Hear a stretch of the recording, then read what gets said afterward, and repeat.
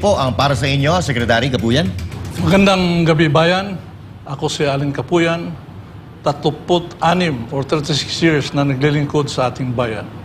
Ang unang priority program na nakikita ko ay magkaroon tayo ng mga batas na isinulong ang People's Agenda.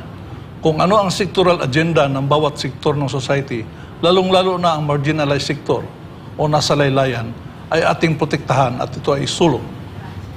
Pangalawa, meron tayong tinatawag na National Security Interest, National Security Strategy at saka National Security Plan. Dapat yung mga batas na ilalabas natin ay kinukonsider ano ang implikasyon nito sa seguridad ng ating bayan. Ibig sabihin, protektado ang ating bansa, protektado ang mamamayan, at nagkakaisa ang alintuntunin na siyang inilabas natin na batas. Ang pangatlo po ay isabatas natin ang tinatawag natin na whole of government, whole of nation approach.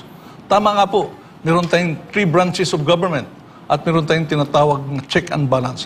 Pero importante rin na ang 3 branches na to ng government ay nagko-coordinate, nagko-collaborate, nagsisynchronize at nag-harmonize ng kanilang undertaking para sa pakakapanan ng ating bansa at sa mamamayang tao. Kailangan magkaroon tayo ng batas para magkaroon ng pagsulong at limitasyon ng bawat katawan ng ating gobyerno. So yun pong tatlo ang aking isusulong sa pagpasok ko sa Senado kung mabigyan po ng pagkakataon.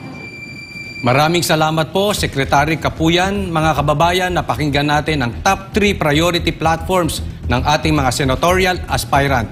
Ngayon, simulan na ang sukat.